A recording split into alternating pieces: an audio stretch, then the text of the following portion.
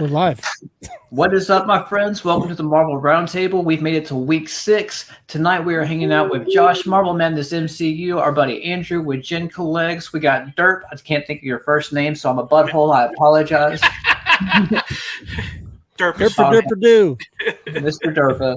And then we have our guest tonight, Mr. Ben Johnson. Mr. Ben, why don't we get started and you go ahead and tell us a little about yourself and what we have going on tonight.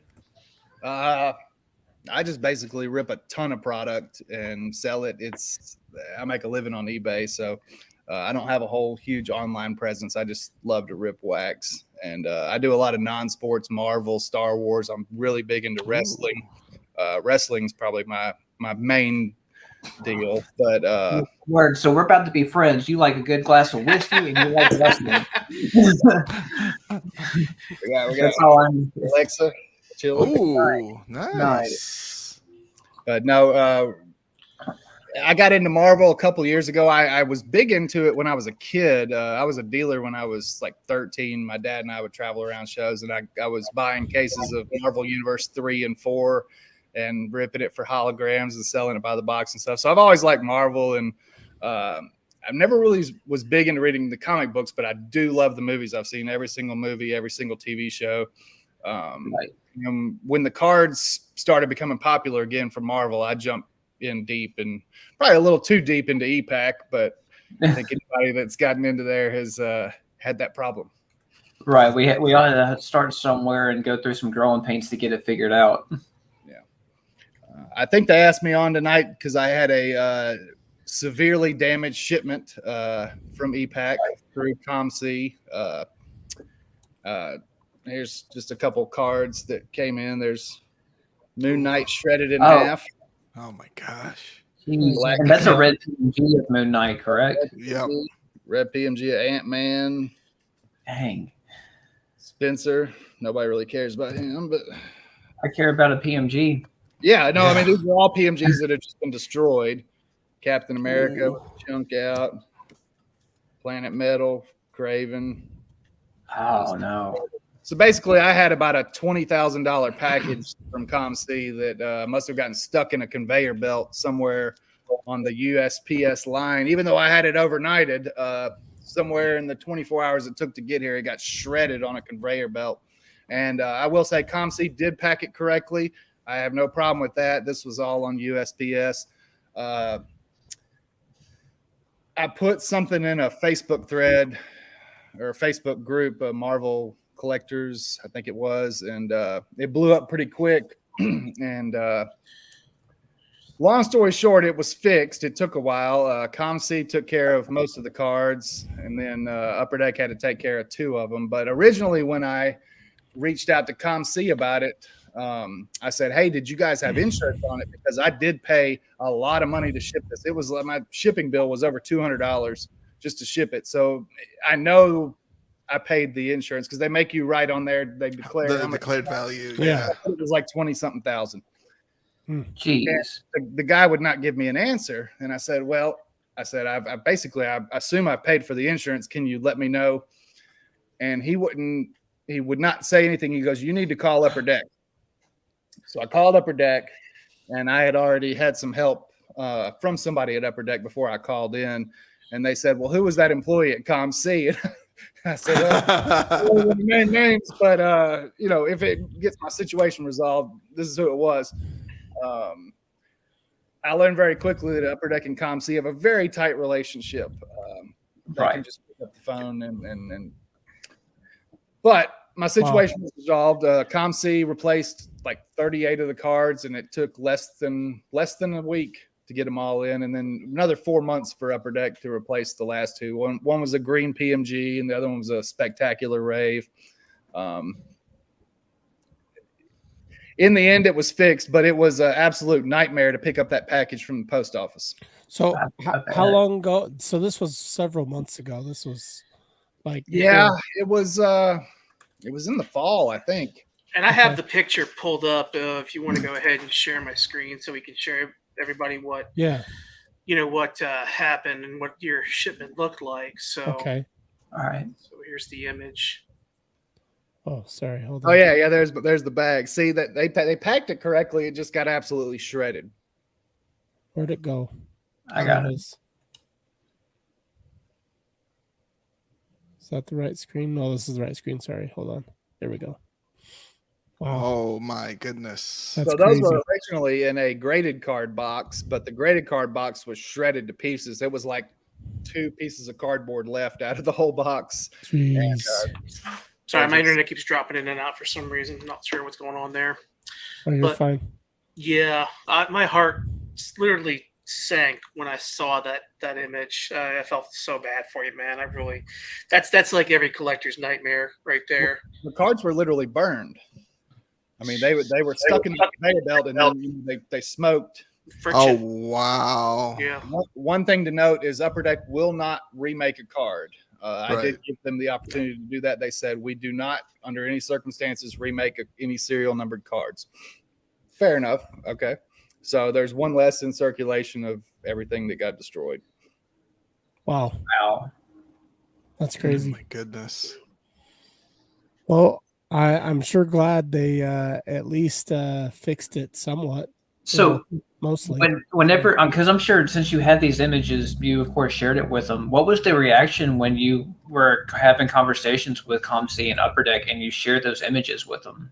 They were very quick to react. Okay. Upper Deck took the lead on it. They contacted ComC. I don't know what was said, couldn't tell you, but all I know is ComC. I've been a ComC seller for 10 years, and I've never gotten anybody on the phone. You can't get anybody on the phone there. It's impossible. Right. The guy from ComC was calling and emailing me immediately after that, and it was fixed expeditiously.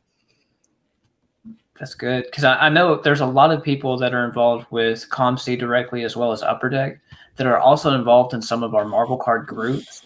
Yeah. So they pay attention to a lot of Yes. what's being posted. And that's also kind of another reason why you see the prices be inflated from where they are previously, because they see what's happened on the secondary market with reselling. And I mean, whenever you have a business, you have to look at economics. Like you have to support what's best for business sometimes. And the product of that is also going to be with the inflation. Are you talking about Upper Deck setting EPAC prices? Yeah. So basically, they followed the Panini model. I don't know if any of you guys do sports cards or whatever, but a couple years ago, Panini started pricing stuff at market price. What they would look at eBay and say, "Oh, pre-sales on $500, but MSRP is $125. We're going to put them on our website for $499 or $495 or something."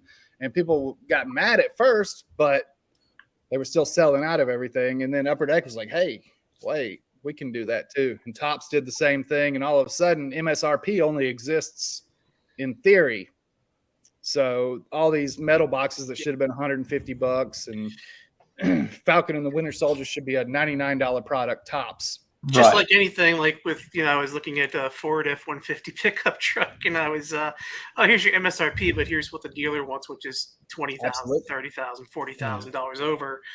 And it's still going like that right now too. I was looking a few weeks ago, and it was like, yeah, we still want $25,000 over MSRP, and now the inventory is starting to build back up, and they're starting.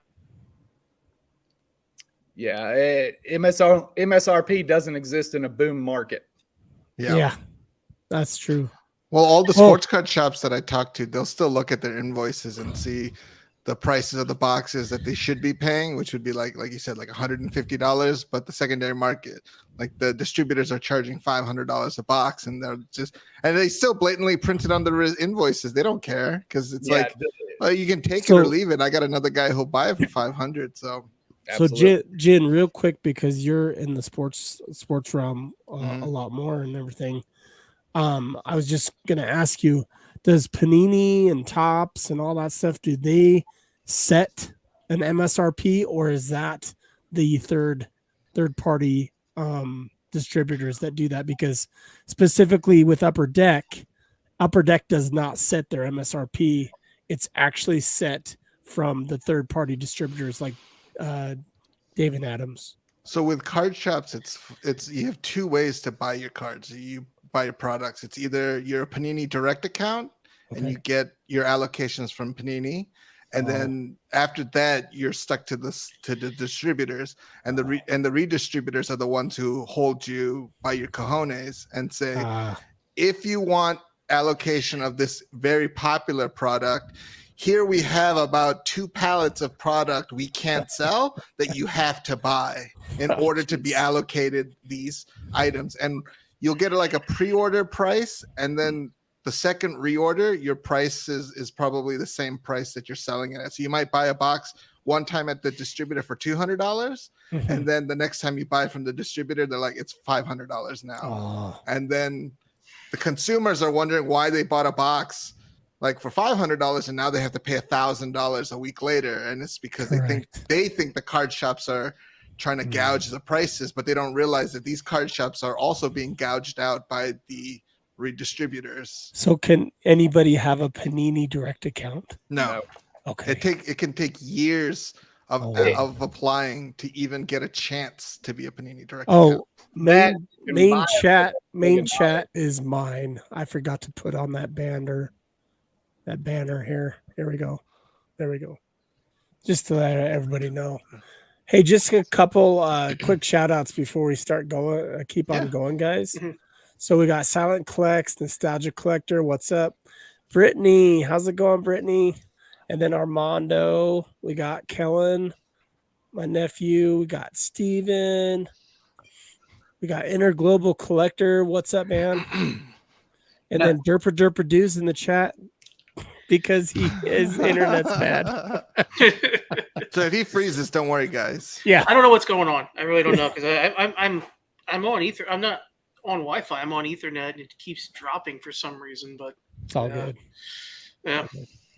So no, I appreciate that, Jen, because that just gives us an understanding how sports works a little bit. Just because with Upper Deck does not have a direct. They don't have that at all. Their main direct line seems like it's just David Adams is the main direct. They're the first with the pre-order and all that stuff. Steel City too. Steel City, yeah. I still think that David Adams is a little higher than Steel City. Not higher price. I just mean higher relationship. On the chain. It depends. Yeah. Steel City gets a lot of product from them. They actually artificially changed the AEW wrestling market because Steel City literally sat on 1,000 cases of that stuff and would only sell 1 or 2 at a time at inflated prices. And then that's where the AEW boom came from because they wouldn't release all of it at once. That's interesting. And so David Adams is actually only Adam. He's a really nice guy. Great businessman. I buy from him quite a bit.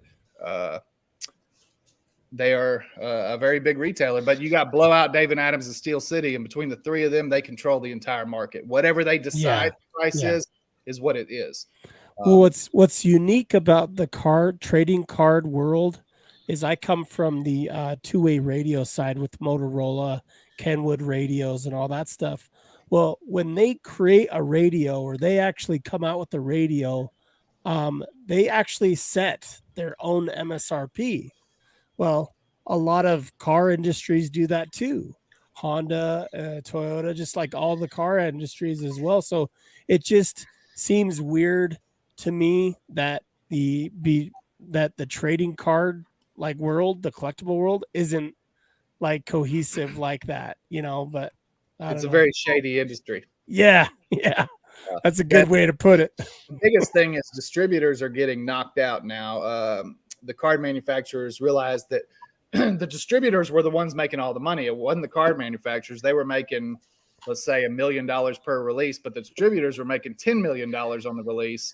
And then the secondary market was making, on top of whatever the distributor was. So when Fanatics bought Topps, they very quickly have shut out some of the distributors. GTS lost the right to buy Topps products starting this year. So did Steel City last year. I think at the Nationals, I heard rumors that they had been dropped by Topps. Yeah, GTS is a multi-$100 million company, and Topps and Fanatics just said, "Look, we're going to go direct to market with this stuff and just cut y'all out." And distributors and hobby shops have been shaking in their boots because if Fanatics just goes direct to market, with everything, then there is no need for distributors. I think Fanatics will shake up the hobby in terms of reallocating all of the products. I'm hoping that it cuts out the distributors, but they do keep a lot of their card shops as direct, and that would be so much better for the hobby in itself if everyone had access to product at fairer prices and not being held hostage by these distributors saying like, the we got the power. Right. Yeah. Totally. Fanatics will gouge too. Yeah, but hopefully not as badly as but who knows. We've seen some of their stuff. I think I've seen some graded cards on some of the Fanatics websites for like graded Devin Booker cards and stuff being a little bit overinflated. So that's kind of a worrisome sign. But quick question. So Topps has their summit right now going on. I'm not quite sure what it's called, but I was watching Neo's video earlier. Yep. They said they're going to be having some frozen cards, supposedly, which are lower than one negative. Can someone explain? I was kind of confused by that. Does anybody know what that means? They wanted to do. They're not even happy with 101s, so now they want to do a -1 of 0, a -2 of 0. What? Following, I think that was in the Pokemon world that did that some. Oh my gosh. With mega ultra rares and stuff like that. But they're gonna go, and I thought it was a joke when I read it on Twitter yesterday, but I dug into it, and yeah, they're going that route. So does some guy, you get the card, and somebody comes to your house, punches you in the face, and takes the card back? I mean, that's how I deciphered what I don't know. Men in Black you with the flasher. You know, sports was so much easier when you went back in the day when the products only had like one of one. Like there were very limited inserts. Now you have literally like a 600 card checklist where there's like where each player has 45 different 101s, and it's just like you just don't know the values of these anymore just because they've overprinted. Like the 54-page checklist for Ultra. That's what I was about to bring up. That kind of scared me. I was like, wow. I'm a set completionist for the most part, sadly. So right. I'm just dreading that. I'm gonna basically, if I don't get anything big out of my 5 pre-order boxes up, I'm done. And probably won't touch E-Pack on that one just because the sheer size of it. I say that now. I did buy a few boxes of WandaVision, and I did hit a few Olsen autos. So, but yeah, no, I knew when to quit when I was ahead with that. So, well, I still don't get it. So, like, I get serial number. You get down to 1 of 1, meaning there's only one physical copy of this card in this parallel. Yeah. How does a negative work? I want to see that in person. I can't wait to see what that is. I don't even know. I can't picture it in my head yet, but apparently it's like, is that just a deviation of serial numbering? Yeah, like, so you would have out of 25, and then it would continue down. You get your 1 of 1, and then you would have, well, here's a -5 out of -5. And it could be like a -5 out of 0 or something is what I read. Oh my goodness. I don't even know. I kind of hope they don't do it because it kind of God. Because at that point, aren't you creating a parallel of a serial number? Like the card's no longer the parallel, the number is. Does that make sense? Yeah. That's I don't know. That's definitely weird for me. That is weird. Upper Deck, goodness. please don't do that. Upper Deck, please no. Pray that Upper Deck doesn't get bought out because that's the heavy rumor and has been for 8 months. So, could you imagine trying to explain that concept to a 7-year-old? Like they may pick it up easier than I do because I'm old school, but well, they're taught Common Core math, so maybe they'll get it. I don't know. I can't figure it out, honestly. Oh, who knows? Who knows? It's crazy when you think that. I get it that it's a way to make money, but I mean, it's just getting out of hand. Like, let's stop being this greedy. Like, we don't need another set of, inserts that don't make sense. Yeah. But, sorry, I didn't mean to go off on a tangent with that. I was just curious because I honestly, I just heard about it, so it's very interesting. And then I watched another video, and then I watched another video, and I was even more confused. The rabbit hole that you went into. Yeah. Just stick with pretty colors like these, like turquoise or whatever, and then just keep flexing. You're working out. Keep flexing. What else? What else you want to show? What else? Oh, me? That was it. I just got this today. So, yeah. Nice. So I'm working on the rainbow for that now. I got the orange, and I got the pink, and I got the turquoise. So I saw somebody post in the group a red PMG today, but I'm like, I spent my allowance for the month already. Dang. You can always go negative. On the Always go frozen. Go frozen. Somebody Yeah, sent go me off frozen. cut a corner off of one of theirs and send me a 1/4 of the card, maybe. Down make a new payment. parallel. Just do a payment plan and get pieces of it as you pay it off. Oh Lord, man. But yeah, well, I guess what sparked this is kind of a context here. What sparked us asking Benjamin to come on is a lot of you guys are doing Unbound. One of the guys in the group, Philip, he got the Carnage 1-of-1 Freddy in sketch, and I have a relationship with him. I trade with him a few times on EPAC, so I congratulated him. And then when I saw that, I reached out to him. He said, "Yeah." He said, "Just and he is not in the States, so that brings him to another question. There's been a few packages we've seen in the groups that are crossing international borders. And when they cross borders, they are expected to be inspected by customs in either country that they're crossing. So, I'm kind of wondering if partially his package might have been opened and inspected and gotten damaged. We know that there was a shipment that came from Australia to one of the members in the group to the States. And the person had a really good, relationship with everybody in terms of trading and everything and selling cards. And, I believe them when they say they were packaged properly, that they were put in top loaders and penny sleeves and packaged like they should be. When they received the package, trying to find the picture of it so I can share it, but basically everything had been pulled out of the penny sleeves, out of the top loaders, and was shoved into not even a bubble mailer, just a manila mailer envelope. Several Spider-Man metal cards. I've got the picture here, so I'm going to go ahead and open this up so you guys can take a look at that one as well. But oops, sorry, give me 1 second here. Trying to not put the person's name out in public and just share the image here.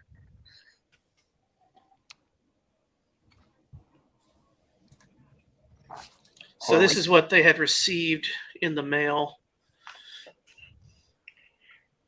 Yeah, hold on. There we go. Wow, that's an envelope, right? Yeah, it's just an envelope. Bubble it's mailer. Just a bubble Jeez. mailer. It's not even a bubble mailer. It's just a plastic mailer. But all the cards were put into top loaders and penny sleeves, and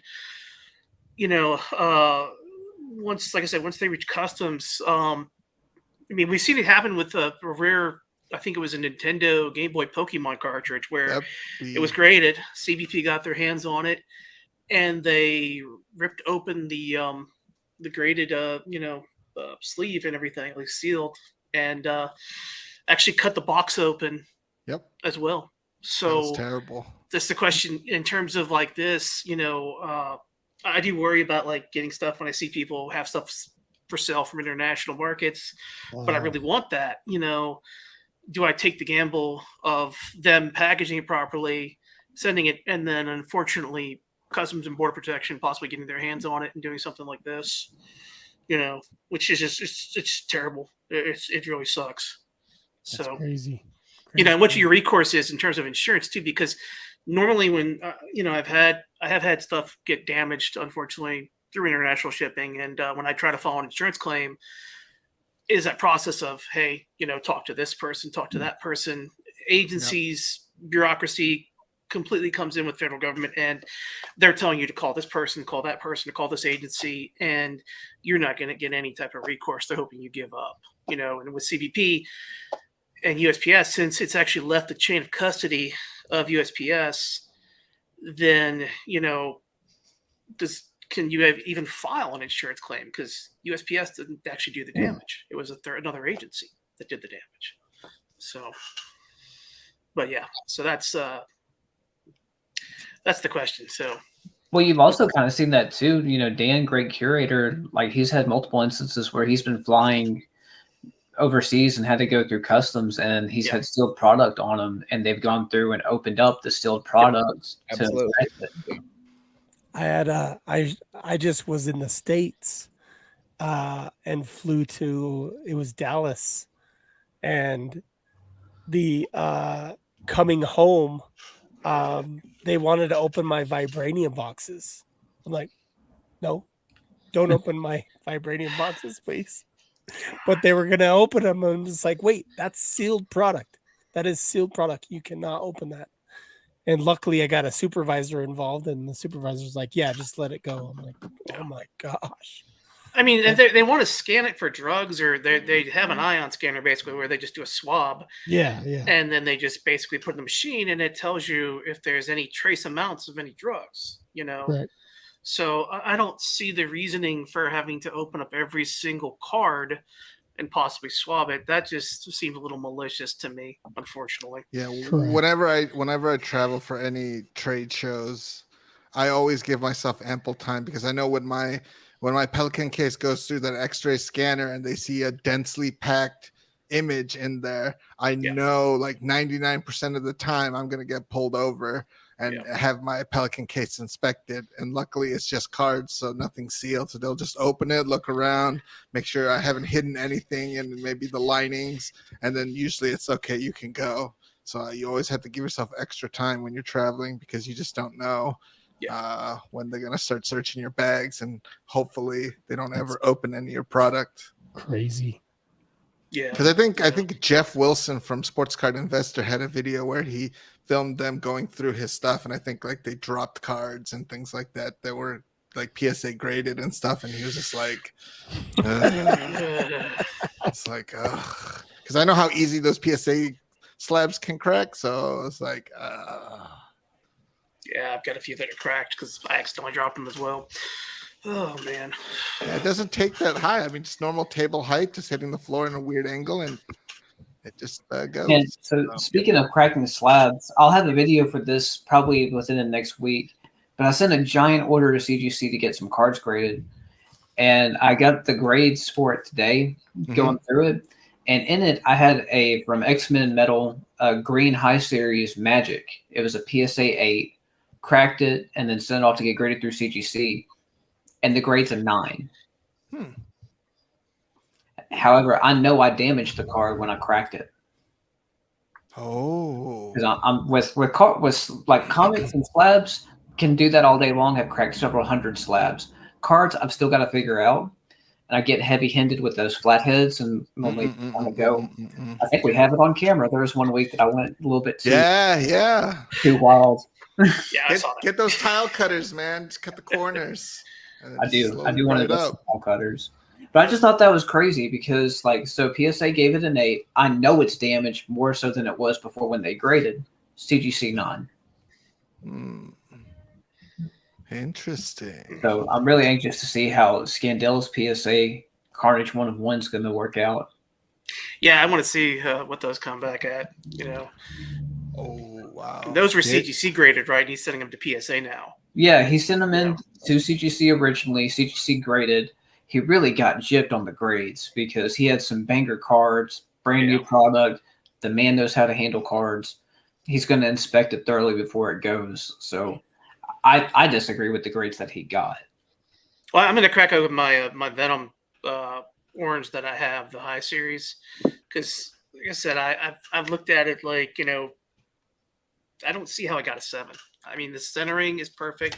There's one corner with just a little bit of whiting, but there's no surface damage on this card. I'm not trying to flex again, so I'm just showing gun show. But no. So that card, like I said, sorry, the ring light. The back looks great too. I mean, what number is that? This is number 23 out of 25. I would give a little passport holder and make it into a necklace, and I would flex that everywhere I go. Smells like Jake Paul. Yeah. The Pokemon.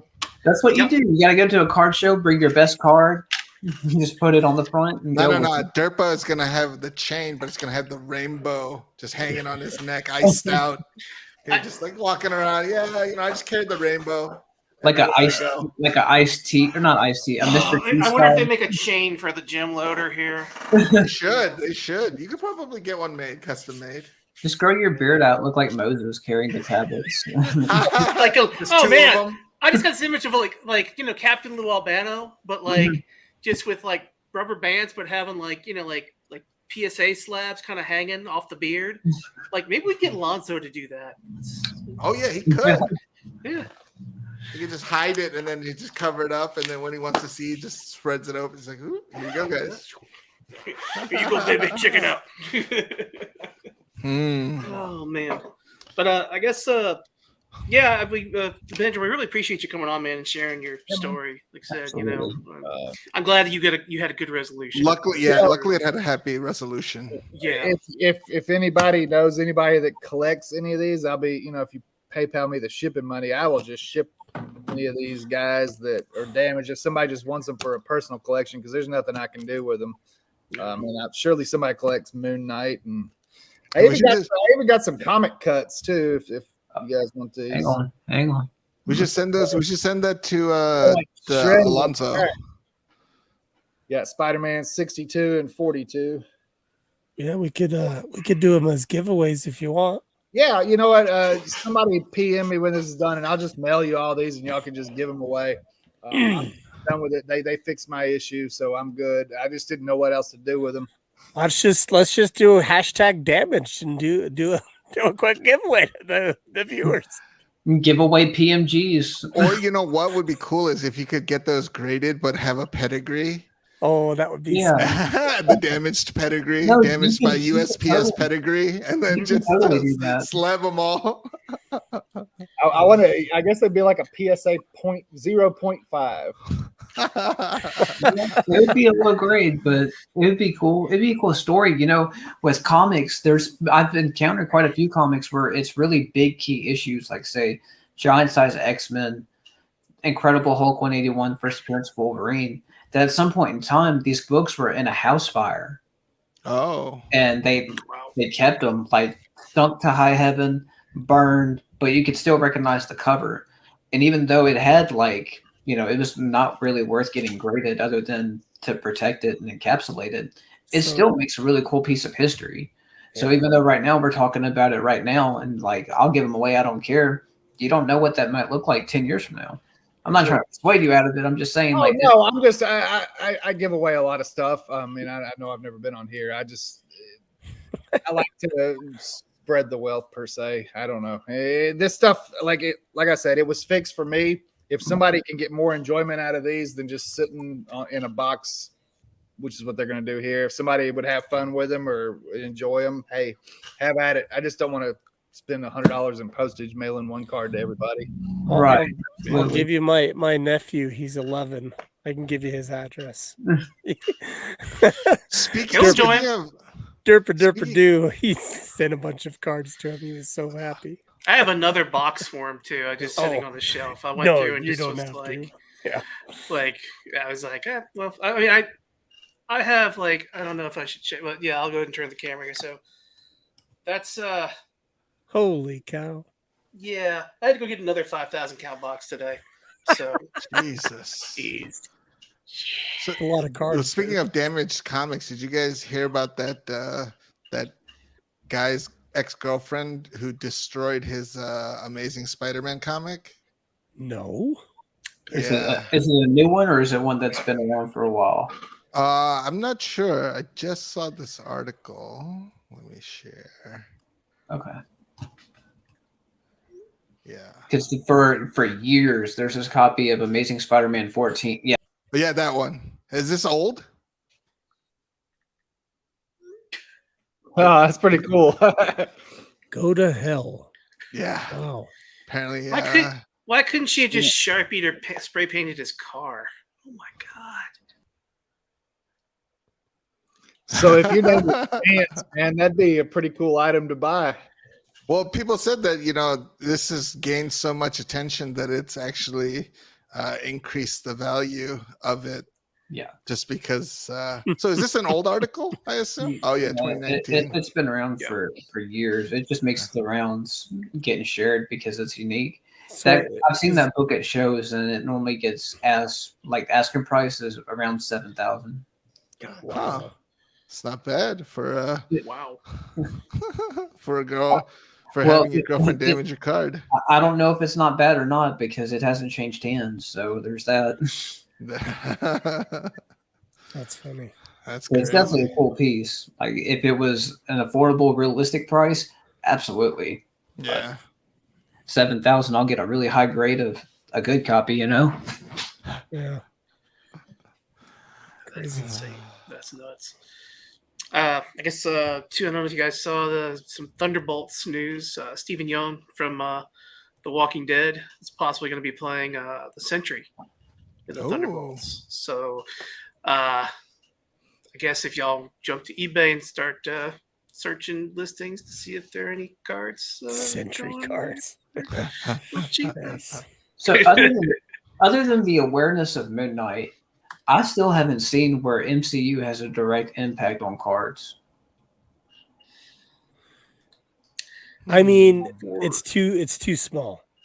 Like there's too small a demographic to impact any facts. That's Right. That's my take on it. Because if there was more people, this would be a little different, right?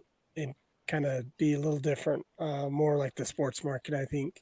I don't know. Jen can probably kind of, come in on this a little bit about, compared to sports. But my whole thing is just, I just don't think there's enough, Yeah, I mean, I don't think it's gonna have a big influence yet. I think it definitely brings more awareness to it, but there's no direct correlation, I think, between like the movies and the cards. Maybe these, like specialty sets like WandaVision, Loki, and things like that will slowly start to garner interest where people will start to look into the other sets like, oh, what's Unbound, what's Spider-Man metal, X-Men metal, Vibranium, and things like that. But I think it's still going to take a little bit of time before I think we start seeing it having a bigger influence on the comics. Are going to cards. have a bigger correlation to pricing, just like with Morbius, where Morbius was shooting through the roof, and then as soon as the movie came down, it was like now there are some like positives to when movies come out, or right when about movies are going to pop. Is to me, if you have cards right before the movie, and like I'm just saying, if you didn't sell the cards previous about like when a movie's gonna come out and say, hey, this movie's coming out, that's the time to maybe sell then, in some instances. Other instances, it could be a couple weeks before the movie hits, those cards like Ant-Man, for instance, I sold an Ant-Man PMG for a pretty good price. I made profit on it and all that stuff and it's down market as well. So you can kind of time things on a certain basis, I feel too. So using that as an example, like say the character Kang, right? In comics, Kang has a ton of momentum behind him from the Ant-Man movie. There's more awareness behind that character since he first showed up in Loki. But like in cards, in our groups, I haven't seen anybody come up and say, hey, I'm here to collect Kang. Like, show me your Kangs, I don't think they will. But why not? Because that's the kind of the point that I'm getting to. It's different with comics. With comics, as soon as there's a trailer, a news article, anything related to a character, that book instantly in that moment is at a 5x. Like say whenever Deadpool 3, that news was announced, and then Wolverine, what is it, 88? Mm-hmm. That book, it has value, especially in a high grade, but same day 6x. Yeah. Well, it's the same thing when you go to conventions. You don't really see a lot of Marvel cards except for the past few years. Starting to pick up. You see more comics, of course. Because comics are more widely known. So I think that's the problem. It's just, Marvel cards aren't really out there as much. It's kind of our own little tighter knit community basically that really focuses on that, and there's a much broader community with comic books. And sports cards. It comes back to the smaller demographic, I think. Yes. Yeah. Well, there's a lot of Marvel cards at sports card shows. Yeah. There are now. Nowadays, yeah. Nowadays. Sure. Yeah. It's popped up. But in the past, that was proven from last year. What happened is a lot of people, especially me, we deviated from baseball, football, and basketball, and I got into Formula One racing, Marvel. Always been into wrestling, Star Wars, you name it. There was more room to grow in those markets than there was in basketball, baseball, and football. So Steven makes a good point. He's seen a lot of Kane cards sell since the announcement, but not an increase in price. So there's been more sales. And I think that's actually been proven by Pancake Analytics when he did a dive into Hawkeye, as like when Hawkeye came out. There was like an increase in Hawkeye cards, just like there was Moon Knight and all that stuff. But there wasn't necessarily high prices or anything. So that's probably, again, the smaller demographic, right? So would that be that's more volume versus velocity, right? So since it's something mainstream, the volume grows because there's a wider reach, but since it's not a high sell, the velocity isn't there. Like say if a Kang card, and this just using this as an example, a Kang, he doesn't have a PMG, but like say a 92 buyback Masterpiece Juiceco out of 10 card sells for $3,000, which would trump a lot of sell. And this is just a very dramatic example. People are going to hear about that sell, and then it affect. So that's a really good question. Just because it brings this up, right? What if you had a King card that was numbered to 10 of some kind? I don't know if there is one out there, but if there was, and you put it up, would it sell for a high price right now? That's my question. Right. Because it's a lower number. Because to my knowledge, like you don't have a King PMG. There hasn't been a King PMG in any kind of set. But you do have numbered King cards out of autos. Like say he was in he's been in Marvel Masterpiece consistently. Like say in 2018, there's a King card that's out of 10 signed by Bianchi. And same with all the other parallels, but that's just the lowest number next to the 1 of 1. Sure. Yeah, that's all good chat. All it takes is just one high sale. That's it. True. And then it's just wrecked for everybody else. Then everybody starts just, Am I pumping King right now? I don't mean to be. It's a cool. You got that huge collection of Kang ready to go, right? He's in a box. He's just waiting. Is Daniel pumping King? No, I'm just no, we don't use that word. We don't use that word. I don't like that word. No, but yeah, it's interesting to see how things change with movies or announcements and things like that. So right. Kind of like Kate Bishop, a few years ago, no one really cared about Kate Bishop or could say anything. Then Hawkeye came out. Now you can have a conversation about her. Yep. Or Echo. Better example is Echo. No one knew about it. Supposedly she was getting her own TV show through the MCU. I don't know if that's been. I think that one got pulled back, and she's going to be featured more in the Daredevil new series with Kingpin. I can't wait for that. I'm a Daredevil fan, like to the core, so I cannot wait for that. Yeah, I'm looking forward to that too. So I mean, it's interesting. They've kind of restructured with everything going on with Disney, with Bob Chapek leaving, and the rumors of possibly Kevin Feige becoming like the head of the entertainment division and not the CEO of the whole company, but focusing more on actually looking at running basically, or being the mastermind behind the Marvel, Star Wars aspect and everything else, and kind of putting his own key people in place. Kathleen Kennedy will probably be gone soon from, Star Wars aspect, and they'll probably bump up Dave Filoni, and hopefully he'll be the one be the architect of Star Wars soon. So, which is what the fans really want.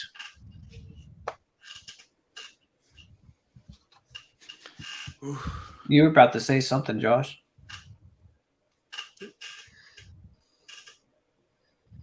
Oh, I'm on mute. Sorry. Earlier we had a problem with our microphones. No, what I was gonna say is what was Brittany talking about, but so Brittany, reading her the thread, car getting when I was busted talking about customs and border protection, so she had a story she was sharing with the group. She about did. How Let me go back real quick. They had a dog, basically. It looks like was Border searching. Patrol has wrecked my car, not cards, because dog alerted the drugs and there was none there. They wouldn't stop looking. Wow. Yeah. And then Captain said, Brittany, it's illegal for dogs to touch your car. If it ruined it, you should sue.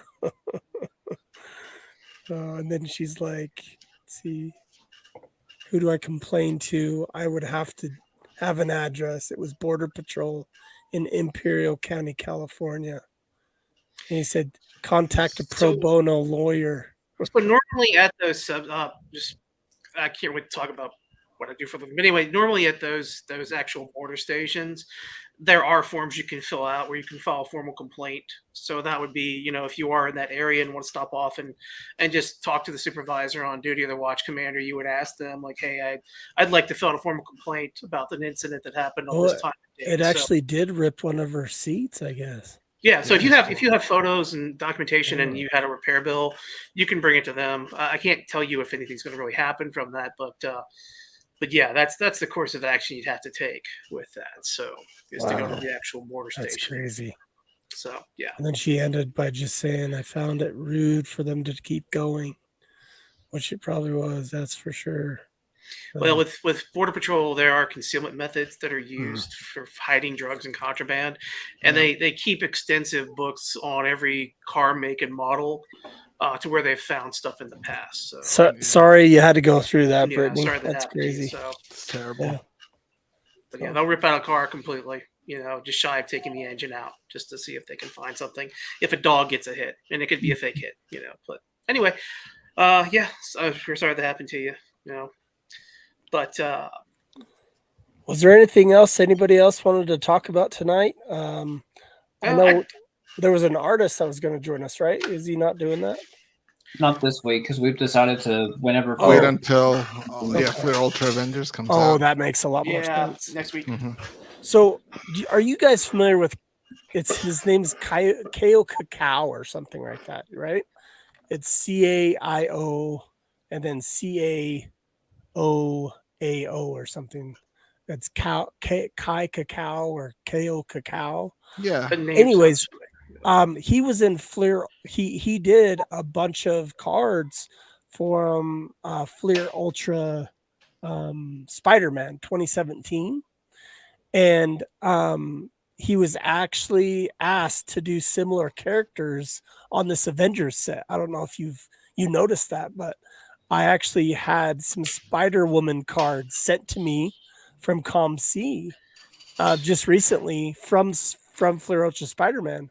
Well, guess what the Spider-Woman artist is going to be for Fleer Ultra Avengers? It's Kao Cacao. It's the same artist. So he actually did the art. I know some of you guys probably have the Upper Deck playbats. Like the Spider-Man one and the Wolf. Josh, I think you have the Wolverine one. Yeah, I got the Wolverine one. So he did the Infinity War one, where it's Thanos with the glove. Like I actually have it pulled up right here on his DeviantArt page. But he actually did this image, which is actually one of the playmats that you can buy at the Upper Deck website. So if y'all want to show that. Yeah. So this is him. I actually asked him if he'd come on live, but he's not really good at English. So I don't know exactly. He's like, I don't know if I feel comfortable because he can't speak good English. And so I actually may do something just not live with him to see if I could get something going at least with him. That'd be awesome. Like there's a lot of artists that, I would love to maybe, you guys know I really like Jovenel Mendoza.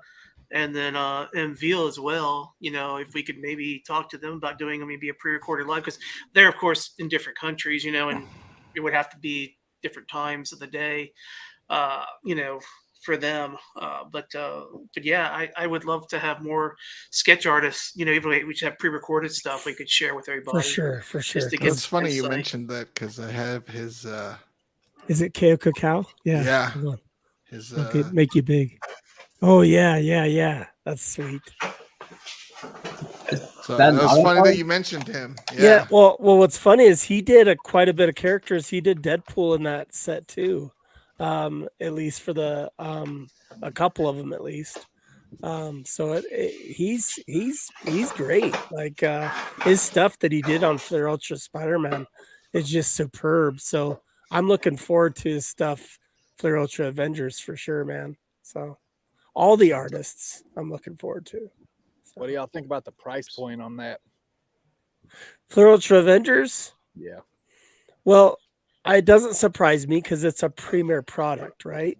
And I'm way here's my little 2 cents, right? Is Spider-Man Metal shouldn't have been the price that it was, but it had an inflated price because of the new Spider-Man movie coming out. That just made it go skyrocket, and because of the whole push to Spider-Man and all that stuff, that's why we paid those, because Spider-Man Metal wasn't supposed to be a premium product, right? But there's premium products out that come out like Flair Ultra, Marvel Masterpieces, Black Diamond, that are actually at the $300, $400 price range is on average for some of these prices. So $350 for this type of set, and they're thick cards, I don't think it's bad at all, especially with them loaded up how they are as well. So that's my plus also we're going to be getting sets probably more frequently now, in terms of release. So we're not waiting 2 years to however long for an actual release, thanks to COVID.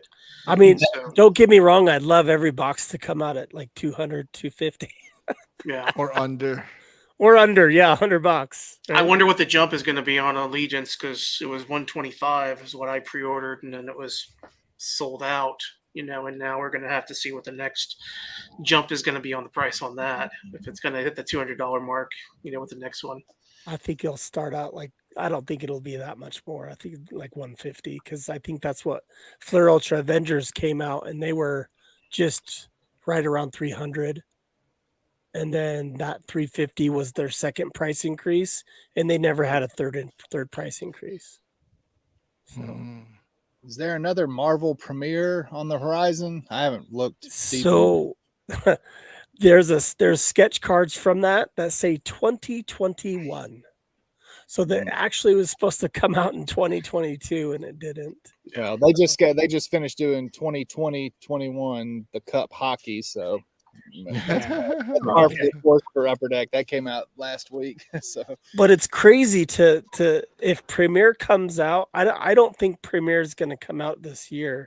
I think it's going to be pushed till next year again, only because of the fact that we haven't seen Allure yet. We haven't seen. I mean, we hope to see Flair Ultra Avengers like on the 8th, right?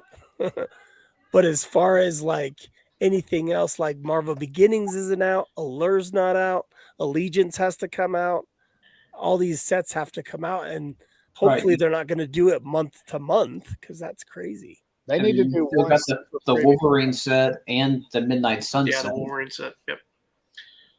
Yeah. So, question: If the with Upper Deck, this is the last year they have the license, correct? Or they have to renew the license. Supposedly. Supposedly. Well, if they lose the license, then those future sets, do those just get nixed? If, say, Fanatics ends up getting the license? Yeah, because they won't be able to release a product. So I ran through that with Topps and Wrestling last year when Panini picked up the license. Their license started effectively on January 1, 2022, and Topps had had to make a side deal with Panini to release women's division and one other product. They had to actually pay Panini for the license that they owned to release those products because they had already had them done, but they couldn't rush the printer fast enough, and they got them out in like the second week of January. So yes, as soon as the clock strikes midnight on that contract, they can't release anything unless they have an addendum to the contract. Kind of sad that they're not going to make WWE Transcendent anymore.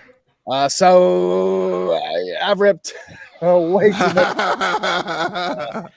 3 of the 50 cases of 2019. I bought 4 cases of 2020 and 2 of last year's, and I went to every party. That was probably the most fun I've ever had in my life, was going to all those parties. Great stories. So are you going to pick up, have you picked up any of the Impeccable set that just came out? Immaculate. I just did 16 cases. Jesus, have you opened any of them? Is that is that 4 cases? So they're $5 cases. So I did $5. I was at a friend's shop today, and he had 1 box on the shelf, and I opened it, and it was a 101 dual auto of Stone Cold Steve Austin and Kevin Owens. Nice. So that was a pretty cool 1 box hit. But yeah, I love wrestling. I rip a ton of it. Probably most likely more than anybody out there. What's the retail on the Immaculate box? $400 to $500 a box. I mean, Panini's got it for $415, and it's still sitting on their site, but it's sitting on Whatnot and Loop and all those other apps for $475, and still selling quite a bit. And eBay, right? Cases are running $480 to $500 a box for a sealed case. So, all right. So I'm probably going to lose you guys because I've got questions about wrestling product now. All right. So good thing you didn't get in when Transcendent and stuff was available, because you would have gone ham. Transcendent is by far the nicest wrestling set of all time. I'm a big fan of wrestling for sure, but I gotta get going, guys. So we'll see you guys. All right, Josh. It was a good chat tonight, guys. Yep. Thanks, bud. Don't end broadcast. So before we went live too, just on another tangent about things out. You guys have seen those Mega Man red boots that people are now apparently wearing, and the Rihanna boots. Like creating like swamps in their their shoes, basically. I saw before I came on. I'm trying to find it. So yeah. If you want to share, let me share my screen real quick here. So there's now a shoe that is, I guess, maybe there's a Kickstarter for it or something, possibly, but it is a Hulk shoe. Just like, so somebody had that little dancing gift there, but yeah, so you could basically walk around in Hulk smash shoes, and this is the image that they sometimes I think we are in the dumbest timeline. So the next time we're at the convention all together, are we all wearing Hulk shoes? Hulk boots? That would be awesome. We could tell where everybody is just by look for the guys with the Hulk boots. Yeah. At one point in time, I was a manager of Spencer Gifts, and they had this beer koozie that was a Hulk hand. Oh yeah, that'll be awesome. Yeah, it was like an incredible Hulk hand that you could put your fist in, and then the cup would just sit in like that. So it was making a fist, but it was a beer koozie. Yeah, I worked at Sam Goody. We had products like that too, similar things. Right. But oh Lord. But sorry, go ahead, Jim. No, I was gonna say, now you reminded me. I gotta look up that. I know Disney has that like Buzz Lightyear, like hand for the cups. Now you're gonna make me look that up. Yeah. My wife, I made the mistake of proposing to my wife at Disney World, so it's one of those special places that even though the prices keep getting higher and higher, it's like, so when are we going back to Disney World? When are we gonna? Right. Here I am looking for the best deals and trying to see if I can use my Hyatt reward points from buying all the card packs to That's a good way to do it. A free night. So it'd be like that. Oh man, but I did want to. So we've talked about like in the past of featuring like an LCS. I did want to share one tonight. So I have another local one called Southeast Cards and Comics, which is here in Baton Rouge. which has a really nice selection of backstock, and they do a frequent discount days, and they even do like discounts on new books as well. So, but I wanted to share their page real quick. And actually, I have an auction ending in 25 seconds, so I'm trying to bounce back and forth between that and Who are you, Nathan? Getting there. but yeah, no, they're over here on the Acadian Thruway, which is just north of LSU in Baton Rouge, and I got 60 seconds, so give me just another second here. Sorry, guys. But yeah, I was there today and actually picked up a new Cosmic Ghost Rider, which is the Punisher, actually. Frank Castle, who's actually now the Ghost Rider. And actually, I don't know if you guys have heard the story about this one, but he basically has like baby Thanos that he has to protect. Yeah. And picked up that one, and then also picked up the new War College with Bishop, with the Liefeld cover. Just you go in there and get 3 books, and you walk out with 25 sometimes. It's just me, but I can't stand Rob Liefeld art. Yeah, his feet. That's the thing with me. It's his feet. But I did pick up this, and I was shocked because I had this a long time ago, and I really wanted to get it back. But this is the What If, the Juggernaut. Professor X became the Juggernaut. Okay. And also, I didn't have all the covers for the for this one, but now I finished the set today with that Arthur Adams. Okay. With Storm. So, and then I also got a few. My dog is farting right here. Sorry. Oh gosh. I have a 15-year-old corgi, and yeah, so I got that one as well. It's a classic Jim Lee cover. Yeah. That one newsstand or direct? That's direct. Word. Yes, it's not newsstand. They're not going to have any newsstands for this. Was $3. So right. Yeah, and it's in perfect condition though. So I might have to send some your way, Valor, to go ahead and press. And I did not win that auction, so oh well. well, now we can talk about it. What was it? It was actually a Century Orange card, because I actually almost have the rainbow for that one as well. Yeah. Well, our buddy Bed Wizard's asking what conventions everyone's going to. So Jen and Alonzo, I know you guys have MegaCon coming up. I was going to go to that, but I think my wife wants me to take her to a Supernatural convention that's the same weekend. And she takes that's the one in New Orleans that's going on? I saw that, yeah. Yeah, my wife was asking me about that. I still want to go to the Lafayette Comic-Con, so are you still going to that one? Yep, I will be a vendor at Louisiana Comic-Con. Okay. Kevin Nash and Mick Foley are going to be there, so I might try to get them to sign a replica belt.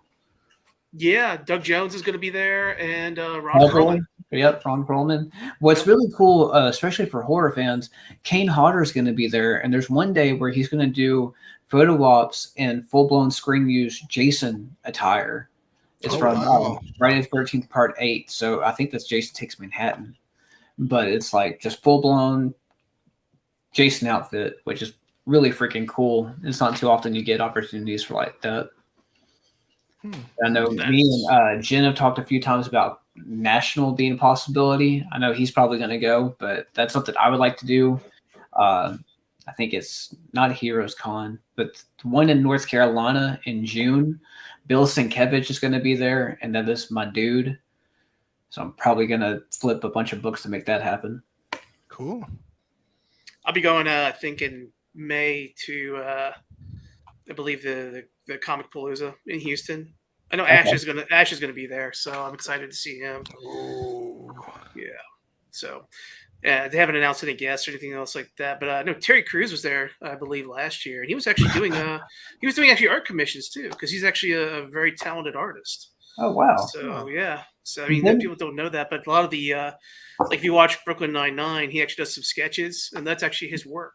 Like some of the portraits that they show, like he presents Captain Holt with a portrait in the show, and that's actually a piece of art that he actually drew himself. That'd be really cool to get a little quick sketch card from him. Yeah. But here's the website. Can y'all share that? And where are you located out of?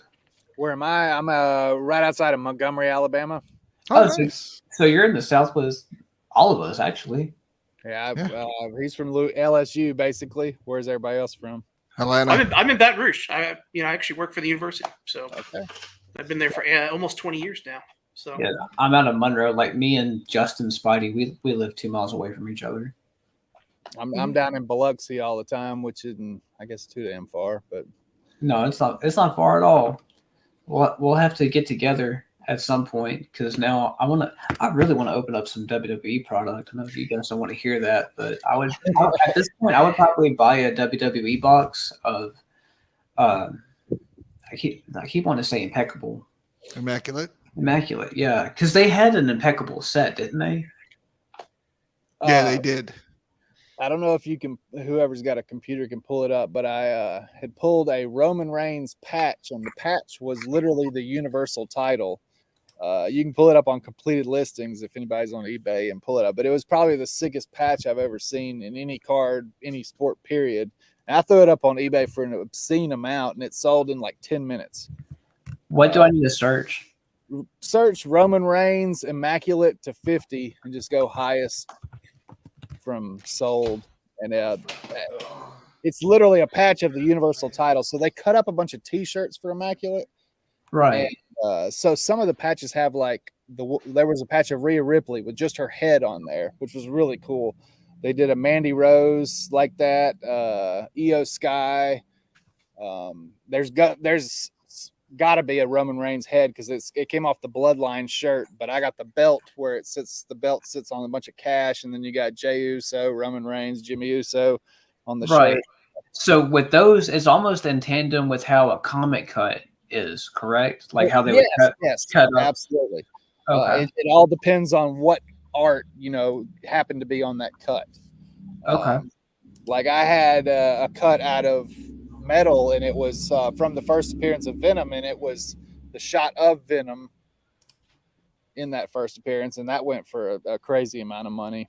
Me and Dustin both literally almost fist fought over that card when it was listed. It was listed for $1,400, and I was like, "Dude, I'm gonna buy this card." And on the phone, he was like, "I'm putting an offer right now," and it's like, "I'll know where you live. I will drive to your house and slap you right now." There we go. I found it. I'll try to share my screen. So you did end up selling that? Because he actually bought it, and then something happened where he didn't finish the transaction. And by that point, I had a mortgage payment.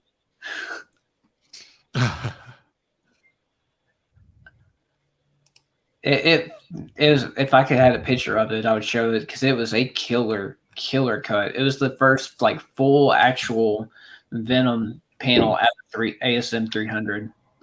So I don't think it was that one then. It was another one from that book because I didn't get $1,400 for it. It went for $600 or $700 maybe. Still for a comic cut. Do you want to share what your eBay user ID is for us? Yeah, just in case. Very simple. 825. Okay. Oh, there you go. 825. That'll work. It's a very old account. Since we're talking about Transcendent. Okay, that's a superfractor, but I can't see that Mankind. Mankind, yep. Nice. Oh, that's dope. I'm down to 2 left out of that Transcendent superfractors. I got Alexa and Street Profits left. I had like 7 of the 50 one time. That Alexa's gonna be tough. Ooh, what a patch! Yeah, look at that patch. I mean, see, nasty. They upped the bar with Immaculate.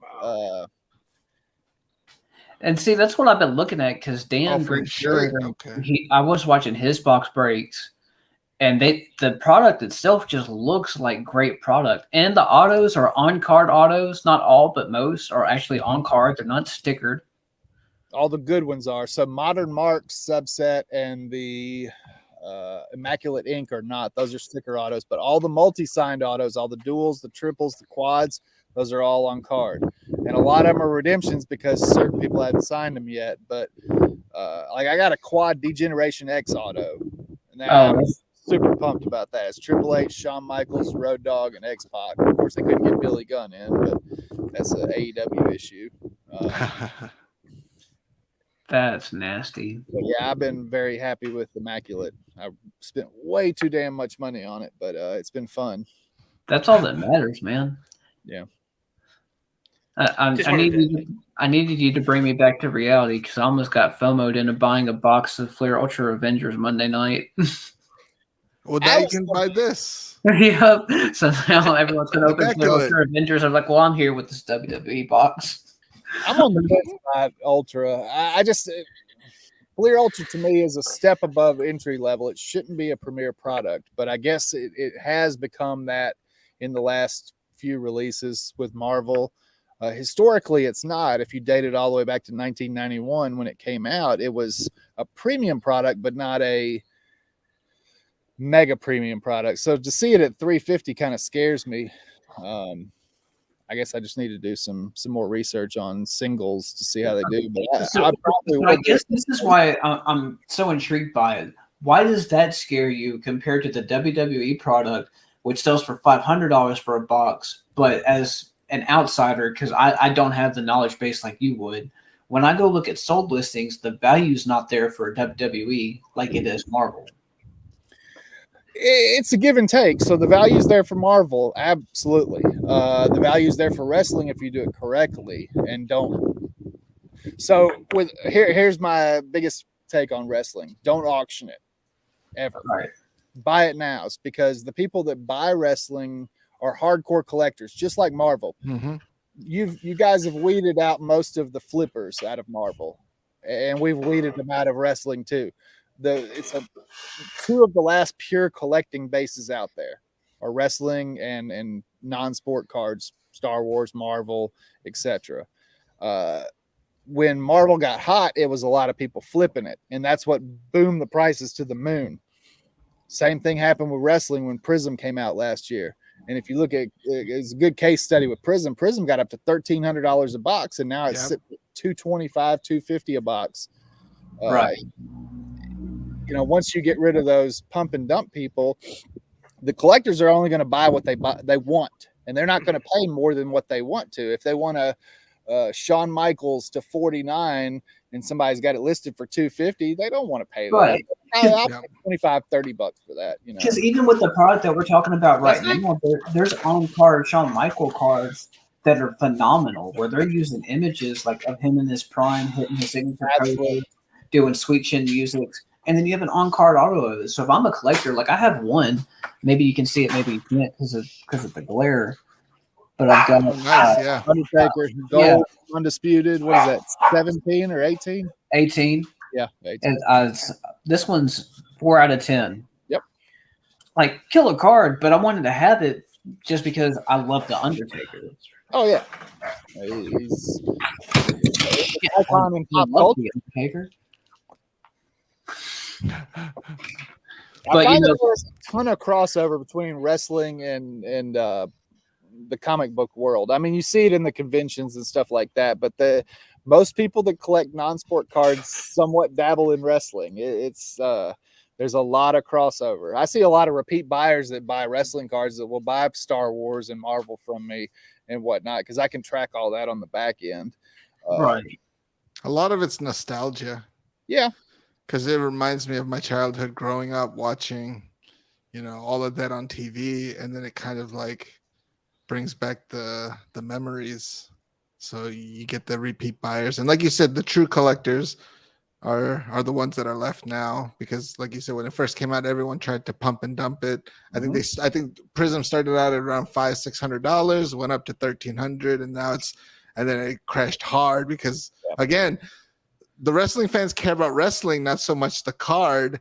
And then, like you said, they're going to pay what they want to pay. If they think it's a $25 card, they're not going to pay $250 for it. So then everyone just gets burned, and then prices come back down to more manageable levels, which, is where you want it to be. And you saw that a lot with Marvel with the PMGs. You saw some asinine prices for a while. I sold a Boomerang Green PMG Flow Series for $2,000. Yeah, no, the greens haven't crashed as much. The reds absolutely have crashed. Yeah. I'm in no rush with mine. I've got probably 30, 40 left, and it's just like whatever. If they sell, they sell. If not, they just sit in a box. There's no reason to be selling PMGs for $10. Not as hard as they are to get. Yeah. Right. But some people need quick cash and they'll auction them and they'll go for $10-$20. And it's like, why even do that? But especially I was watching a few Whatnot streamers last week, and even though they had like Aunt May, like, high series PMGs were going for $23. And Whatnot's inflated. Super inflated. Oh yeah. I can watch Whatnot for about 2 minutes and then I have to turn it off. It's not good. But what's interesting about that, and talking about how the pricing of the product is right now and things are lower.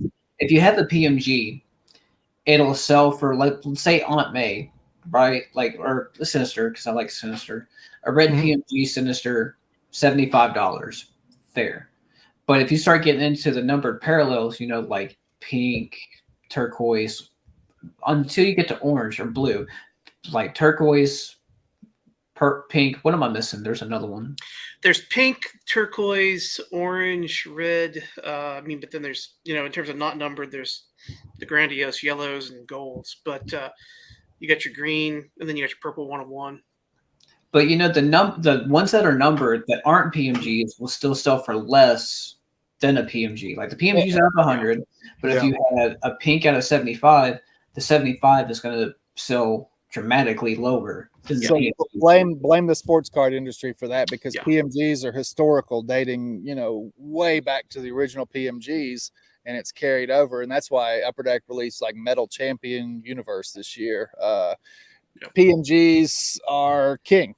That's the best way to put it. Right. Say Precious Metal Gems on there. It doesn't have the prominence of 20 years worth of, I think, was it 97 that the first PMG came out? I think. So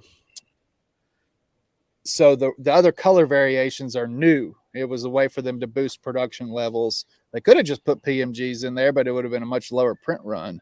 So they had up the print run, and so they add more colors. All the manufacturers do that. Topps, Panini, everybody.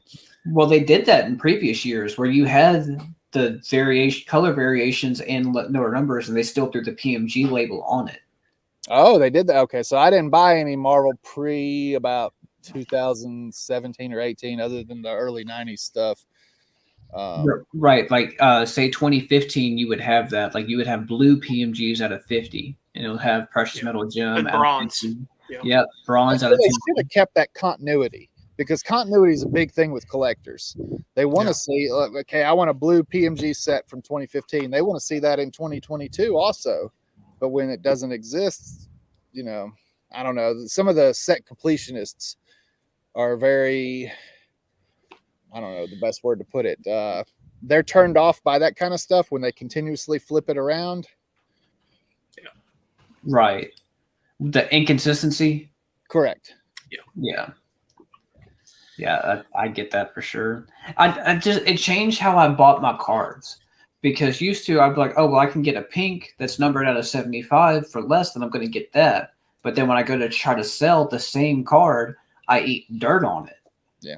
But I could have spent like $10 more, got the PMG of it, and been just fine, almost even, and not been at a L. So then it shifted how I collected. It went from like, I'm okay getting pink, turquoise, purple, like whatever, to where it's like, well, if I'm going to spend more than $200, I might as well budget right and get the PMG. Yeah, I just tell people, collect what you like. Whatever makes you happy, collect. Yeah. Obviously, we all want some sort of resale value. If you're spending your hard-earned money on cardboard, which has zero intrinsic value, zero. I mean, Upper Deck, it costs them less than $3 to make one of those boxes. Right. Less than that. They're not paying anybody to sign autographs other than the few stickers they have for like comic cut autos or whatever. But it costs them nothing to make that. So we as consumers, if you're going to collect it, collect what you like. But if you're going to sell it later on, try to collect smart and look at the stuff that historically is going to sell better over time, which is in Metal's case, PMGs. Yep. Right. But then all it takes in this day and age with the advent of the internet is you got all these influencers that will pump certain things up. They'll say, oh, wow, these orange parallels to 25 out of metal. I got to buy them all. And then another dude talks about it. Another dude talks about it. All of a sudden there's a mad rush for that one thing. Right. That's how that started influencing cards quite a bit more in the last, I'd say, since the pandemic started. There were several cases in basketball. One guy would have one good game, and all of a sudden, I think Bol was the guy. Bol. Yep. If anybody looked at Bol's prisms were like 50 cents, and then all of a sudden, after one game, they were $25 a piece. Why? He sucks. Yeah. But people were paying it because they were listening to sports card influencers. Yep. I'm not going to out anybody, but there's several YouTubers that claim to be experts. I'm not gonna name any names. You're good. Safe place. Yeah, you can just call out Loot. You can just call out Lootbox TV. I know those guys. They're big pump and dumpers. Well, I think one of them, honestly, was mentioned on here earlier on this video. I'm not gonna say his name, but if you watch it back, his name is I know who you're talking about, Ben. The ultimate boils down to collect what you like too. That's another thing. Tom Hanks has a volleyball with the guy's name on it. I'll put it that way. Well, if you've been in this long enough, you see those guys come and go, and a lot of people lose a lot of money. They do.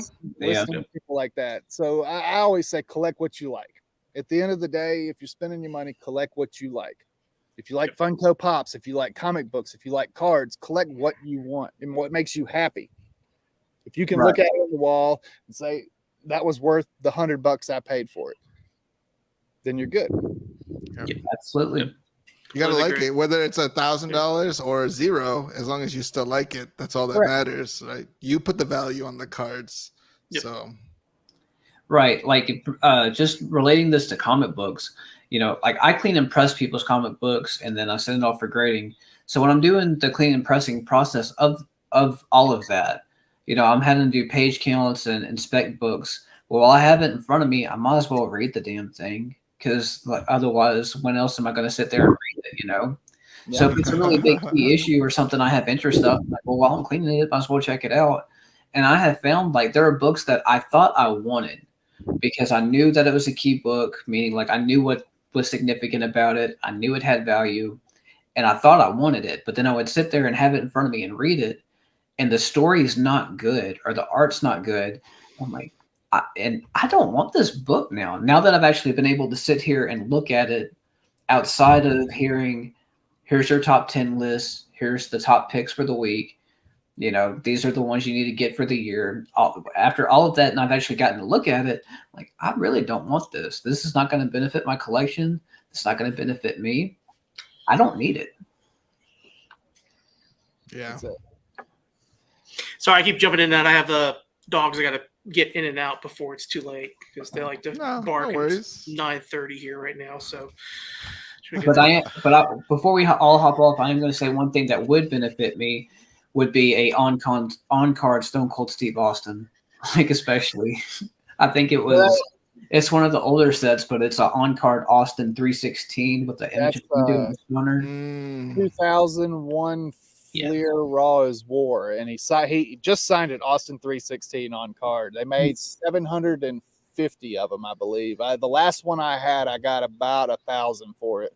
Yeah, if I had a Grail card, like just overall doesn't matter, Grail card, it's probably that. Yeah, it's a cool card, and they're very condition sensitive. If you find one anything above about a PSA 8, it's gonna pull a huge premium. Right. But that was one of the very, the Rock had autographs in 97 Comic Images, along with a few other wrestlers like Ivory, the women's wrestler, and there's a couple others, but the Rock is the big one out of there. But there wasn't a whole lot of autographs back then. That was kind of the advent of autographs and cards, period. I think Fleer started it in 94 in basketball, and then there was a couple here and there, but 97 is when it took off. And where we've made it to where we are today, with patches and autos and God knows what else in every pack, basically. Negative ones. Negative one, yeah. Sub-zero refractors, whatever they're going to be called. Oh, Lord. Yeah, it's interesting to see how everything has changed. Like collecting when you were a kid back, like I started back in '88. But I did collect baseball cards. With Donruss and Fleer and Upper Deck and all those different sets. But yeah, I was sorting through all my old stuff yesterday and just like, look how just simple these '86 Topps cards were. No inserts, no flashers. You have your random little, all-star cards and whatnot, but they didn't need it then. They didn't need it then. There was no need. Yeah, exactly. Yeah. It's like whenever Justin was first getting into cards, he was getting into it through 2020 Marvel Masterpiece. And of course, he was telling me like how serial numbers work and everything like that, but it was in one ear and out the other. I was like, it's just not my thing. Little did I know, at that point. But he was telling me it, and I'm like, well, I just want a base set. I just want a like full basic base set. Don't need anything fancy. Not having a clue how tier 4s work. Mm-hmm. Yeah, and like, that's another thing we haven't even seen or heard anything about what the price is going to be on masterpieces. For my money, one of the top 5 card sets of all time across any genre is 92 Marvel Masterpieces. That art on there, to this day, I can look at those cards and it brings me back to my childhood and just absolutely love it. It is, fairly limited. I mean, I think they numbered every box to like 350,000. So there was probably 35,000 cases or so. And the problem is with those cards, the centering and everything else, it's hard to get certain cards a 10. I mean, there's such a small, like Strong Guy, I believe, only has 14, I think, PSA 10s. So. It's just a great set. I didn't mean to go off on a tangent, but I'm a huge fan of Marvel Masterpieces. Oh yeah, I do too. I'm kicking myself for not doing the Kickstarter. I really wish I had done that. My friend got into that and got one of the original art. I can't remember who he got. I'm trying to remember. Y'all may know him, Jameson Long. He did that whole original art thing and was in the group with that, but. I couldn't get down with the price point and not knowing what character you end up with. Yeah, that's what got me. It's the same as opening a box of cards. Yeah. It's a gamble. Gamble. That's a pricey game. You may have ended up with Spider-Man and probably 20 extra money. May have ended up with the Blob and been the only person happy to have it. You never know. There could be a hardcore Blob collector out there. Right. This is if they ever do anything with 94 masterpieces and someone's like, Husk, who wants this? We all know who wants it. It's yes. fine. Yes. You can just 20 extra money off of Valor. Well,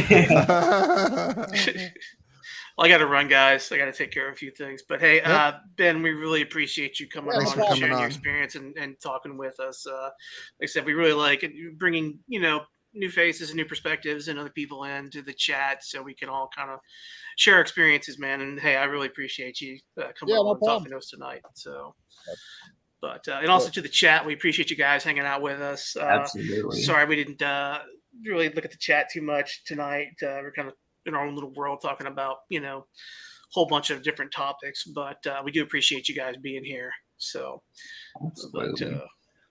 but yeah, but everybody, we hope you all had a great night, great time with our discussion, and hope to see you guys again on Monday for Marvel Unbound. The new quarter. With the new quarter, oh God. Yeah. New quarter, and maybe next Wednesday we'll have some Fleer Ultra Avengers to be ripping. Fingers crossed. Yep. Yeah, it'd be nice. I think you'll see CM Punk back in AEW again. Whoever asked that.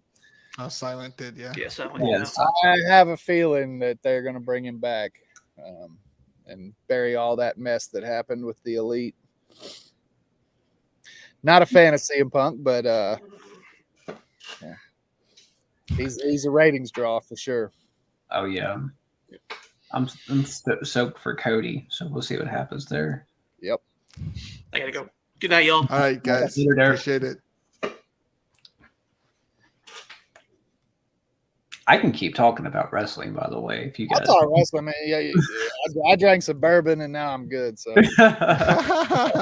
anything, I'll talk wrestling all day long, man. I was pumped when I got that 101 auto. I got that 101 auto earlier today, and so I was at WrestleMania last year, ringside for that match. Oh wow! Stone Cold and Kevin Owens when Vince and Pat McAfee and Theory all, got out there and it was a melee. But so that was a cool card to pull. We're still live, by the way. Yeah, it's fun. I don't care. It is what it is. That was a neat card to pull. It was my second 101 out of 16 cases in one box, but the other one was like a sticker DDP auto, which DDP's cool, but not on the level of that. I think it depends on your age. Like if you were a younger person collecting, you wouldn't really care about DDP. You would know who he is, but the nostalgia's just not going to hit like it would if you were in the 90s seeing the diamond cutter. Like before the RPO was a thing, you had the diamond cutter. Absolutely. He got to the upper tier when they did that. They had David Arquette as the world champion of WCW, and they had like 4 cages built up. I can't remember what the name of that pay-per-view, but it was like not No Way Out, but it was pretty much their version of it because they based the whole movie of Ready to Rumble around that pay-per-view. That movie sucks so bad that I love it. Are you familiar with that movie, Jen? I'm not. All right, so it was like 2001. WCW tried to make a blockbuster movie called Ready to Rumble, and they had actor David Arquette, a comedian, like nobody. His claim to fame was marrying Courtney Cox. Yep. They tried to make this blockbuster movie almost of just a wrestling fan's dream, and they centered it around the main event being a Hell in a Cell with the steel cage Wasn't it like multiple cages stacked up on top of each other? Yeah, it was like 3 cages, one on top of each other. But then WCW incorporated that from the movie into a real pay-per-view. And didn't, like, in real life, the pay-per-view end with Vince Russo winning the WCW title or something like that? It was Arquette, right? I think so. Arquette may have been the defending champion of that. I can't remember. I have to go back and look that one up. That was when WCW was just going down the shitter. I'm sorry. No, you're fine. But that was a terrible time for WCW. At this point, it's like the Marvel RoundTable after hours, so it's fun. Yes, the pyramid steel cage match. Because I remember, like, it was so crazy. So Vince Russo, who's like an evil general manager, very corporate, takes the belt from somebody, and then you see Goldberg just charge head on and spear him through the side of the cage. But because he exited the cage first, it was so stupid. So you had to climb up all 3 cages, get the belt, go back down like a ladder match almost, and then go out the door to be the winner. So he had the belt, and he was trying to dart his way out. So Goldberg spears him. He spears him through the wall, but since he had the belt in his hands, technically he left the cage first. So there's enough people in this chat that remember that pay-per-view. That's good. Takes me back. I'm not alone. Thank you guys for being wrestling fan Marvel fans at the same time. I think a lot of people are wrestling fans, but a lot of them are too afraid to admit it. I am unapologetically a wrestling fan, and I'm Same. 44, and I've been watching it. My first pay-per-view was WrestleMania 6. I convinced my parents to spend $60. I worked all summer to get $60. Convinced them to it was all winter. I worked because that was in April. Anywho, Sky Dome, Toronto, Canada, WrestleMania 6, Ultimate Warrior, Hulk Hogan. Right. To me, as a little kid, it was like the greatest match of all time. I got the USA Today back when the USA Today was a big paper. The day after, the very cover story on the USA Today was Ultimate Warrior defeats Hulk Hogan to become multi-WWF champion. I couldn't believe that wrestling was the headline of the USA Today newspaper for the national news. Right. That was, before they admitted that it was fake, but I've been hooked ever since. I did a house show in Huntsville, Alabama, and I got to see Andre the Giant and Haku as the tag team champions. And I still have a picture of me next to Andre the Giant. Just a cool memory. Ben, how old are you? 44. I would have never guessed that.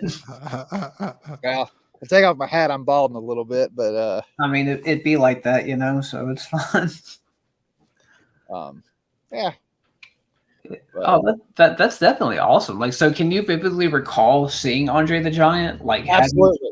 So my memory is scattered. I smoked a lot of weed in college, so my memories are not great. But as a child, I can vividly remember, and there was a very ugly country lady behind me yelling at Andre the Giant. She hated him. I can still remember her redneck ass just chewing him out. And I'm just sitting there looking up at him like, this guy's, I mean, to me, is the largest human being I'd ever seen. Right. 7'3". His hands were bigger than your head, bigger than an adult head, much less a kid's head. I mean, I can still replay those 5 seconds as they were walking down the aisle because I was right on the aisle. Yeah. Just a cool memory for me. Right. And that's one thing that I think is really cool about wrestling. Like, say how we're talking about it right now, even though like you can call wrestling lame, whatever you want to, I love it. But I love it because my dad liked it. Like me and my dad growing up, we didn't have nothing in common, but he watched wrestling on Monday night. So because he did it, I grew to watch it. And in some ways, I just never stopped watching it, you know? Well, I tell people this. I mean, so you guys are in the comic book world. You guys enjoy reading stories, right? Right. WWE is nothing but a story, but it's on TV. If you like to watch movies, it's the same thing as a movie. It's just grown men in tights. If you can get past the grown men in tights, it's fun. Right. It's good storytelling. No, absolutely. Like even bringing up John Cena, you know, if you look at his stardom and just the stuff that dude does for the Make-A-Wish Foundation and the impact he has on like all of that, there's no way you can't call that man a hero. No, he has the most wishes ever granted in anybody for Make-A-Wish. Was it? It's over 100. I know that. I think it's over 200. I think he's like north of 250 or something like that. But he's a walking meme, and I absolutely love that Peacemaker show he did. Yeah, that was funny. He doing those movies where he did the little butt chug from the funnel from I can't remember. I don't even remember what movie that was, but he took a funnel from a keg up the rear end. But he's actually coming back on Raw Monday night. He's wrestling Austin Theory at WrestleMania supposedly. So that should be interesting. I hope so. It'll be entertaining, regardless of the outcome of it. But if you watch wrestling and you're not a fan of the whole Roman Reigns bloodline, Sami Zayn stuff, that stuff is like Godfather level storytelling, and they've drawn it out for 9 months. Bro, I love it, man. It's so good. Roman Reigns is the whole Godfather character. It is just great television. Did you get a chance to watch Elimination Chamber? I watch bits and pieces. I have almost like selective narcolepsy or old man syndrome where as soon as I sit down, I'm asleep. Like when I walk away from this, I'm going to sit down. My wife's going to ask for a foot rub. 5 seconds, I'm going to be asleep. So that crowd was the most electric I have seen a crowd in wrestling since CM Punk versus John Cena in Chicago. That was the most electric I had seen a crowd in ages. I was watching in a hotel room. My daughter was at a cheer competition. And I'm just sitting there watching the pay-per-view on my MacBook, and I was zoned in. I mean, I couldn't. Goosebumps from it was in Montreal, and Sami Zayn's from Canada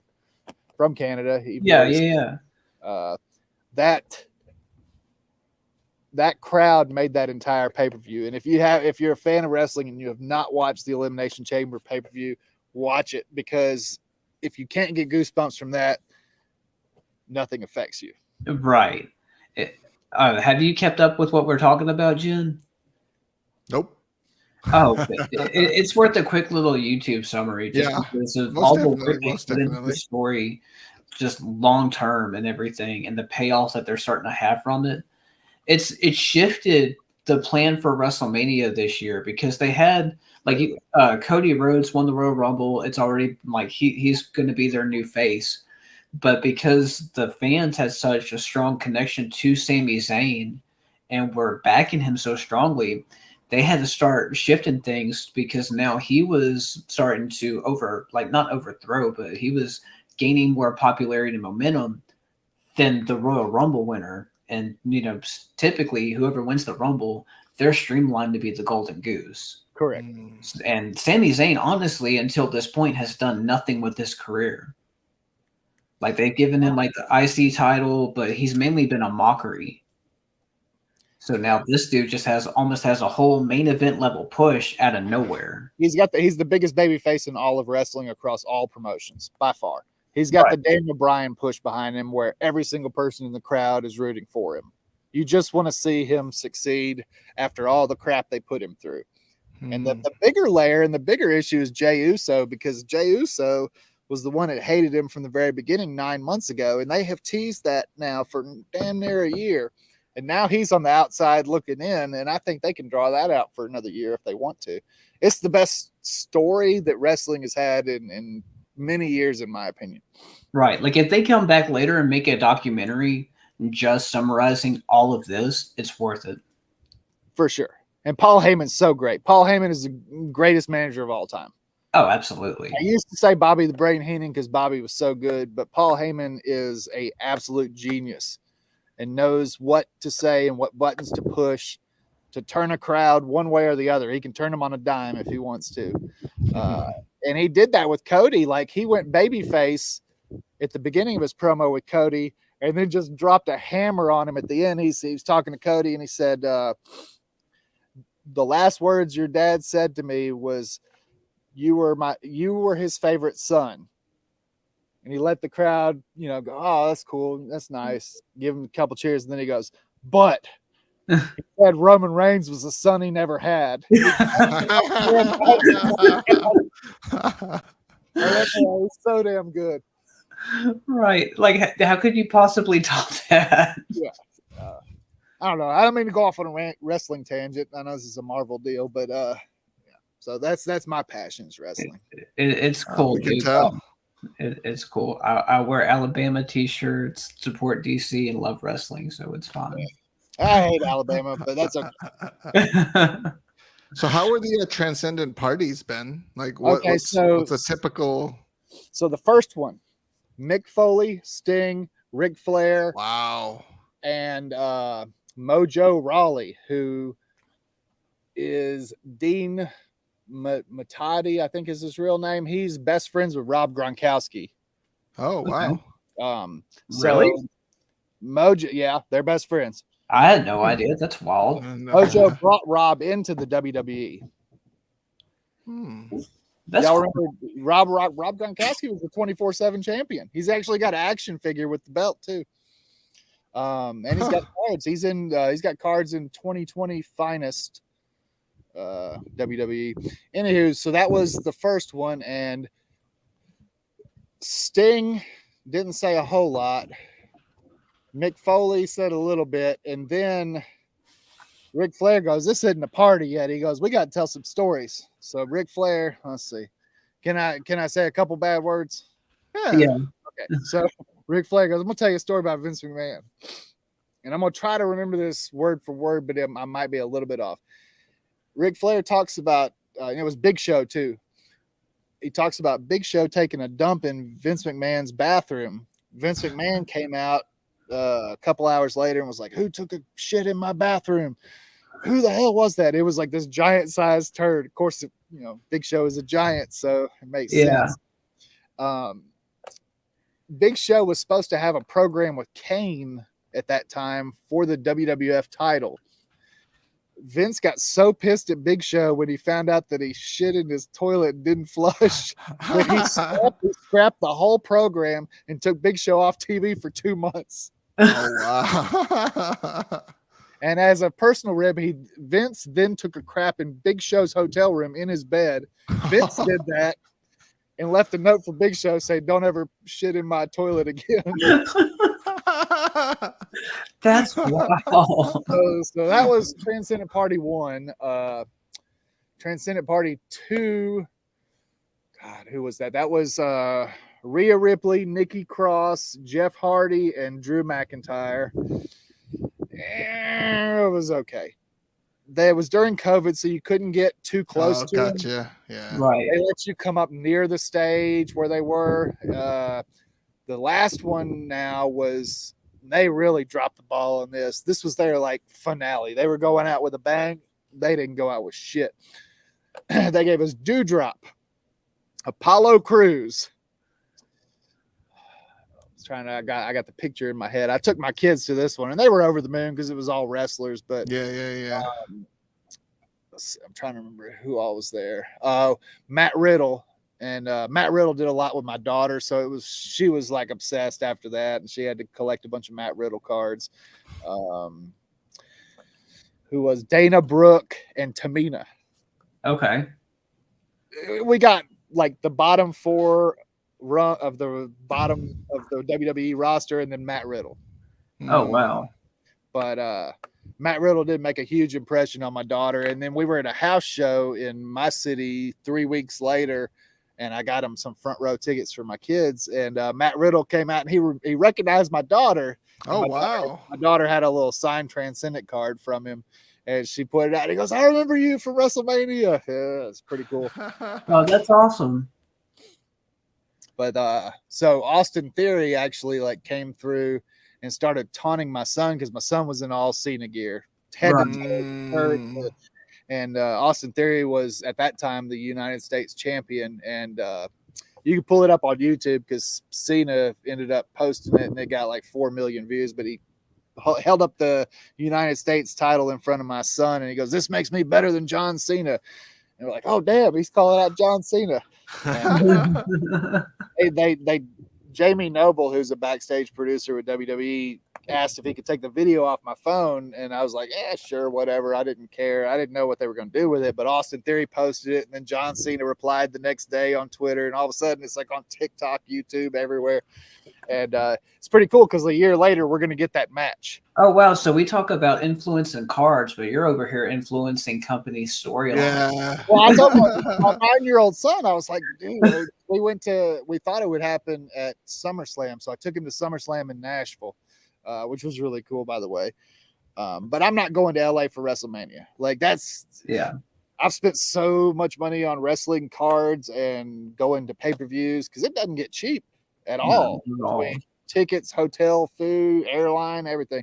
I was like, we're gonna watch this one at home. But I said, finally, it looks like your video and interaction with Austin Theory is going to come to fruition because Cena's coming for him. That's hilarious. Captain Insano, that's a good one. Big Show actually came out in AEW as Captain Insano a couple months ago. Yeah, that was really cool. And AEW's making an action figure of him. Of Captain Insano? Yeah, they're making a Big Show figure of him as Captain Insano. Those are popular figures. I go to Target all the time and I buy wrestling figures. I can rarely ever see AEW figures anywhere. Really? Yeah. In my area, AEW sits. So I guess a lot of people in my area just buy all of them. I found an MJF who, by God, that guy is incredible. That's actually an auto card I want to get. I have a couple all-in autos from that all-in pay-per-view that I did.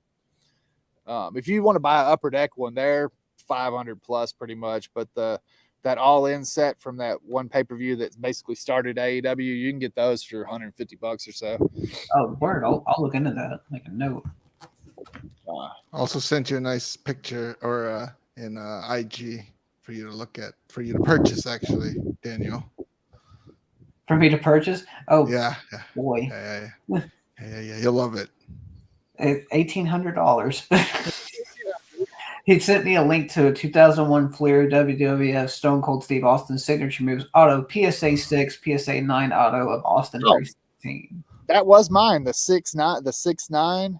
Oh wow! Yeah. Well, I sold that and I think I got like $900 for it, $800 or $900. This is gonna make him an offer about $1,000. How about that? You make a little profit. Who's the seller? I can try to remember if it's somebody I know. I can tell you once I can get off the picture. Yeah, because there can't be that many PSA 6 auto 9s out there. All pro sports cards. It might have got switched hands a few times. There's no telling. There was one on ComC for a minute, and I wish I would have grabbed it, but it is what it is. Well, here's your chance, Daniel. Make that offer. I don't know. This is the scary thing about Rabbit Hole. You sent me that link, and now I'm looking at a Transcendent Stone Cold Auto out of 10 for. There we go. But that one's numbered. Yeah, but it's not autoed the way you like it. That's the only time he's signed Austin 316 on a trading card. So. That's how you influence that decision, isn't it? Yeah, that's how you do it. He's got a really nice signature, and he takes his time. He does. Like I've met a lot of people, but Stone Cold Steve Austin is by far the number one person I'd love to meet. Oh, he'd be awesome. Him and Will Ferrell are probably two of my top ones. Mm-hmm. Absolutely. It's nice when sports athletes take time and invest into their signature rather than some of these sports people, which is just either their initials or just a squiggle of a line, and that's their autograph. And it's you paid so much money for this product, you should at least get a decent autograph, not just. It's a double-edged sword, because if you look at some pictures on Instagram or whatever, some of these baseball players that are 18 years old and they get their stacks of Bowman autos to sign, they've got to sign 3,000 to 5,000 cards. How would your signature look if you had to sign it 3,000 times? True. I don't know about you, but my hand would just be throbbing after probably 300 or 400. And so they shorten their signature. If you look at Alexa Bliss, when she first signed, and I got her Superfractor rookie card auto, it's a beauty. Ooh. That's probably one of the top modern wrestling cards there is. She signed a beautiful Alexa Bliss. Charlotte Flair the same way. Oh, their signature. Charlotte's got some good cards too. Yeah, she does. Dan's. He's got that 101 auto from her. I got her red refractor rookie auto from Top. Hold on. December 5th. I'm going to share my screen because, damn it, I can. Hang on. Ooh, Alexa Bliss Kiss card. There you go. $700. Did Ben hop off? Oh, did he? I guess. He might have. Maybe his phone might have died. Oh, man, look at the prices. Thanks for hanging out, David. I appreciate you. Yeah, so that's the same card you sent me, $467. Yep. December 5th. Wow.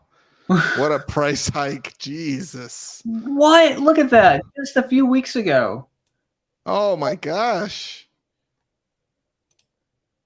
All right, so now we know. I just got to save the search. Yep, and then is there a program or anything that can alert you when a card that you're looking for pops up? You save the way I normally do is just save the eBay search. That doesn't work for you? No. I was just curious if there was any other way to just have it alert you right away immediately when someone posts something. So whenever you save the search, you can receive text notifications. Yeah. I did not know that. I sold one for $200. Yeah. Just a few weeks ago. Here's yours for $467. So they took a bath on it then. Yeah, someone did. I think what happened is there was only in 97 or 2001, there was that. And then he didn't sign for 18 years. And then he signed in 2019 Topps Transcendent, 20 Transcendent, and 21 Transcendent. But then Panini figured out that he'd start signing autographs. And they've got him in every set they put out so far, including Chronicles. I mean, it's like he's everywhere. So the older stuff, and the same thing happened with Charles Barkley. Charles Barkley didn't sign autographs for 20 years. And then all of a sudden he started signing on Panini. So his old Fleer stuff, which was $2,000, $3,000 in autos, down to $300 to $400. And his new stuff goes for cheap too. So it's more on the market than used to be. Yep. I was wondering who was selling this Alexa Bliss Superfractor. Yeah, that's me. I was like, ooh, 17. I was like, $11,000. Let's see. Oh, it's Ben. Yeah, I need to get that card graded, but I'm afraid to put it in the mail to PSA. It should 10. I've looked it over under a microscope. Like there's zero issues wrong with it, but I'm afraid to put it in the mail to California and let it sit on somebody's desk at PSA. I'll walk it there, but I don't get out there very much. Well, maybe Vala can set up a delivery service. Yeah. Yeah. I need to get some comics pressed. I may do that with you soon. I mean, I have relationships with PSA, like CGC, CBC at Beckett. Whatever you need, I can probably do it for you. I got a amazing the whole run of Amazing Spider-Man with like 2, whatever the first Carnage is through like 302. Okay. I mean, but they're like decent, but they could be pressed and get a lot better. Oh, for sure. Yeah, I'd love to. In fact, I do it every day. So yeah. Like with my pressing, I have 4 presses and I keep books in it every day. It's a good hustle for sure. Yeah, like doing my taxes, man, it stresses me out looking at it. It's like, do I need to file this? But then I think about how much money goes through it, and I'm like, yeah, I probably should. Yeah, I looked at my eBay as the same way. So well, unfortunately, we don't live. 10 years ago it was the Wild West. You could sell whatever you wanted and not worry about that. But now you got to pay the man. Yeah, pay the tax man. Here's that one. What a turn tonight took, by the way. Oh, that's Quantum Road. Why was he sells stuff cheap. I've bought a lot of stuff from him. He's a big time wrestling seller. I've never met him. That's abnormally low. I mean, it's rough. You can see it. It's rough, yeah. They're all that's what I was trying to say. Like, if you got a PSA 8, that would be considered a premium. And it's not numbered. Like normally the other ones I've seen, they're numbered on the back. Like it's out of 500. There's a story about that. So and that might be why he sold that one cheap. I didn't see that. So when Fleer went bankrupt, a lot of stuff went out the back door. A lot of stuff went out the back door. Okay. Stuff that was samples, stuff that was promo stuff, stuff that was not supposed to be released to the market was all flooded out the back door. That was one of the cards. That was the extras that they had. If they had somebody complained and wanted a replacement because their card was damaged, so they had set aside 20 or 30 of them, and they would just stamp it again with the same number and send it back out. But when they went bankrupt, everything from every set they made like that just went out the gate. So there's PMGs like that have surfaced. A lot of crazy stuff. Yep, there you go. Oh, he even admits it in there. There you go. So it's the same thing I just said. Yeah. The unnumbered version of the card, which you saw floating around after they closed shop, likely were used as backups for the original 500 cards. Almost rare. Won't be disappointed. I'm disappointed because we should have talked about this 6 weeks ago when we first started to. It's like you should reach out. It's like, do you have any more? Happen to have any more in the just back send the Chappelle meme of got any more of them Austin autos. Yeah. A side topic. I went and saw Dave Chappelle and Chris Rock. How was that? Oh, insane. Dave Chappelle was terrible because he got really drunk, but Chris Rock is on it. And he's got a Netflix special, which apparently is going to be a live special coming out. And he was perfecting his work for that special. He absolutely destroys Will Smith. Will Smith. Oh, wow. Wow. Comes out.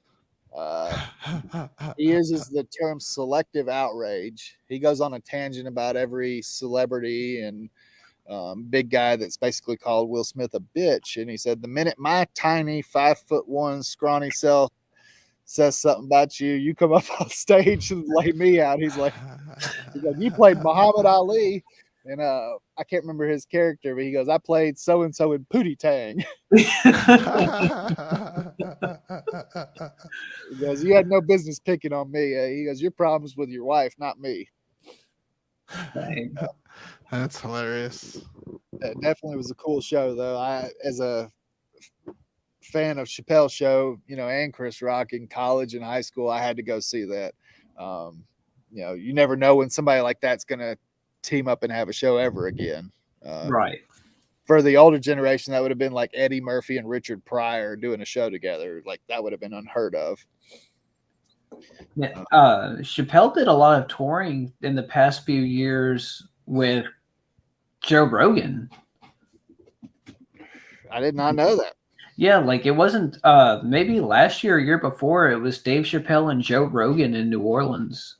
I was just worried Chappelle was just going to say screw it and move back to Africa like he did, for 10 years. Yeah. Go underground. Sadate. Yes, sir. I got to go watch Pootie Tang now. That was a great All right. Well, I got to jump off. I got to be up early in the morning. But thank you guys for appreciate it for coming on. No worries, man. I had fun rambling about a bunch of stuff. But yeah. Word. All right. If anybody wants those damaged Marvel cards, somebody message me. I don't think it was Matthew that has my messenger. Just I'll be glad to send them to whoever wants them. Perfect. Okay. All right. Thanks, man. Bye. All right, Daniel. Take it easy. Have a good one. All right. You too. Thanks for hanging out with me. Yeah. Bye. All right, bye. Bye, guys.